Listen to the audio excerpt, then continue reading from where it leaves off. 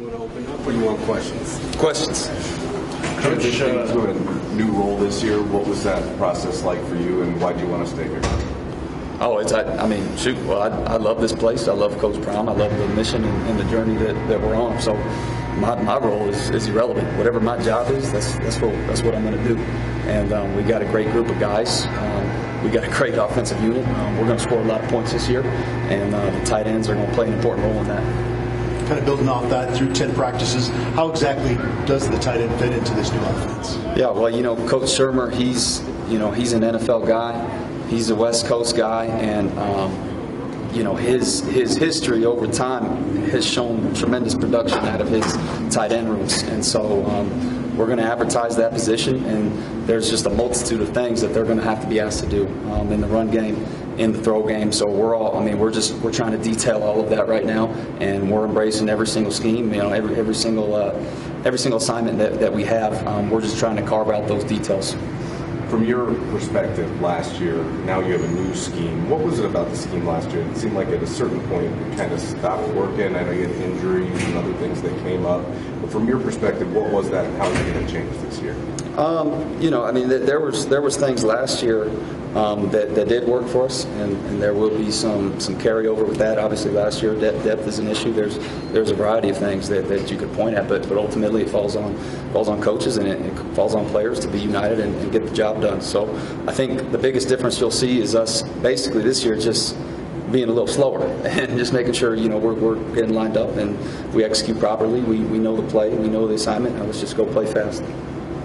What have you seen from Chamon Metayer so far that you obviously liked him coming out from the portal, and then how has he kind of translated so far?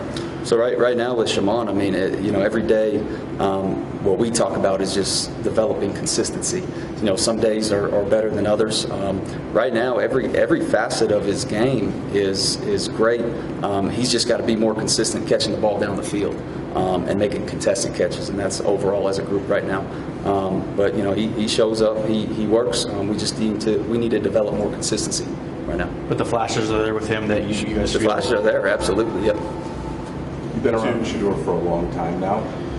Where do you feel his game is at now? I mean, he's talking about him being the #1 pick in the draft. What have you seen? He gets better and better every single year, and I saw growth from him last year, coming from Jackson State, and I've seen another jump this year to where he's at right now in the spring. He's the most accurate quarterback I've ever been around. He throws a deadly deep ball, and you saw it out there today in practice. He's able to create and get you out of really bad situations, throw on the move, do all that good stuff. His intellect is off the charts. He's able to call out protections, get the offensive line right, make checks on the perimeter that we got to. So there's a lot that Coach Shurmur is able to put on his plate. But he's just gotten better and better every single year, and he's gotten smarter and smarter every single year. Especially being in this scheme this year, it's really going to pay dividends for him at the next level. Coach, where did the idea come from to move Savell and Morgan over to your room, and was that their idea, your idea, and how did that process go? I think just collectively as a group, Savell, I don't think it was one decision where they came up to us, or it was like we kind of sat down as a staff and we're looking at guys' strengths and where they could help this football team, and those are two big body guys that play physical, and so for whatever reason it wasn't clicking on defense. So again, what we're asking our tight ends to do, they got to be physical, they got to be able to run, and both those two guys, they carry traits that could transition to the tight end position. Savell Smalls, he was a receiver in high school and then transitioned to DN. Morgan, same thing. He's got natural athletic ability, he's got natural ball skills. But now for us this spring, it's basically about again carving out those details specifically for the tight end position, making sure we're stepping the right way, hand placement, all that good stuff. And they're coming along, they're getting better and better each day. Do you feel like it's clicking for them on offense? I do, yeah, I do. The plan is now. Everything is about now. And so, whether we're 9-10 practices in, like Savell or Morgan, it don't matter. I'm going to get you ready to play this year, and that's not negotiable. And they're doing a good job with it. How about Passarella? How's he doing?